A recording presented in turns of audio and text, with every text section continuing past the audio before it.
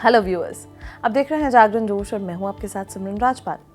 अगर आप उन स्टेट्स या यूनियन टेरिटरीज में रहते हैं जहां इलेक्शन कमीशन ऑफ इंडिया यानी कि ईसीआई ने स्पेशल इंटेंसिव रिवीजन यानी कि सर ऑफ इलेक्टोरल रूल्स शुरू किया है, तो ये अपडेट आपके लिए बहुत इंपॉर्टेंट है।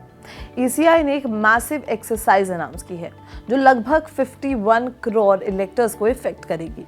इसका सीधा मतलब ये है कि आपको कुछ फॉर्म सबमिट करने होंगे ताकि फरवरी 7, 2026 को आने वाली फाइनल वोटर लिस्ट में आपका नाम बना रहे। Chief election commissioner Gyanesh Kumar ji ने ये क्लियर कर दिया है कि इस रिवीजन का मेन मकसद वोटर लिस्ट को एक्यूरेट और क्लीन बनाना है।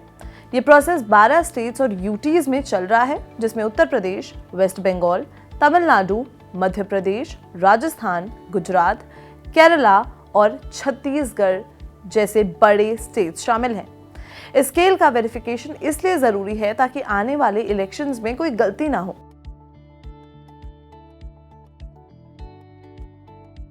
अब ये सवाल आता है कि इस स्पेशल रिवीजन की जरूरत क्या है। दोस्तों, ईसीआई का फोकस उन लोगों पर है जिन्हें 2002 से 2005 में हुए इंटेंसिव रिवीजन के बाद ट्रैक नहीं किया जा सकता। इन्हें एब्सेंट, शिफ्टेड या डेड यानी कि एएसडी की कैटेगरी में रखा गया है। ईसीआई चाहती है कि ये लोग अपनी एलिजिबिलिटी स्टैब्लिश करें।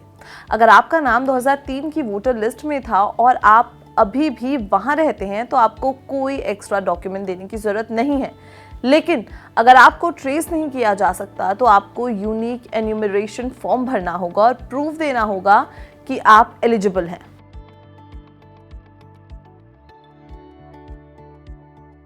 स्पेशल इंटेंसिव रिवीजन का एक टाइट शेड्यूल है। इसका पहला फेज प्रिंटिंग और ट्रेनिंग 28 अक्टूबर से 3 नवंबर 2025 तक चलेगा, जहां बूथ लेवल ऑफिसर्स यानी कि बीएलओस को तैयार किया जाएगा। इसके बाद सबसे जरूरी फेज आता है house to house enumeration phase, जो 4 नवंबर से 4 दिसंबर तक चलेगा। इसमें बीएलओस आपके घर आकर फॉर्म्स बांटेंगे।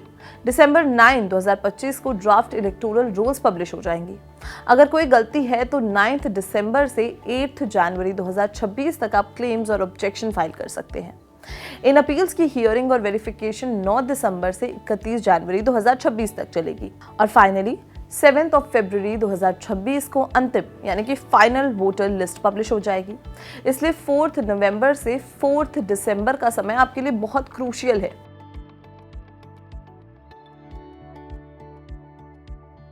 अब आता है सबसे इंपॉर्टेंट सेक्शन, डॉक्यूमेंट्स।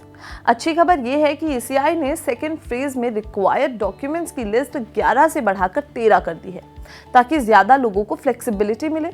अगर आपको अपनी एलिजिबिलिटी स्टैब्लिश करनी है तो आप इनमें से कोई भी डॉक्यूमेंट यूज कर सकते हैं, जैसे कि किसी भी सेंट्रल स्टेट गवर्नमेंट पीसीयू के रेगुलर एम्प्लॉय पेंशनर को जारी किया गया आइडेंटिटी कार्ड या पेंशन पेमेंट ऑर्डर। आप 1 जुलाई 1987 से पहले गवर्नमेंट बैंक्स द्वारा जारी किया गया कोई भी आइडेंटिटी कार्ड भी दे सकते हैं। पर्सनल डिटेल्स के लिए पासपोर्ट, बर्थ सर्टिफिकेट या मैट्रिकुलेशन एजुकेशनल सर्टिफिकेट चल जाएगा।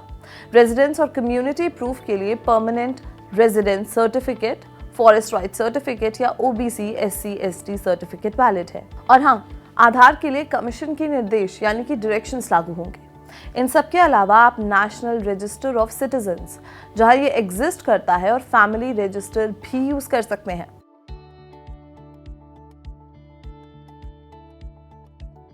दोस्तों, ईसीआई का ये सर इनिशिएटिव एक बहुत बड़ा कदम है।